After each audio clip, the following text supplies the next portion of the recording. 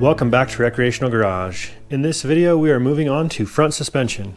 We have these Racecraft A-arms. We're going to bolt them up to our AJE Camber along with this strange strut and UPR coilover sleeve.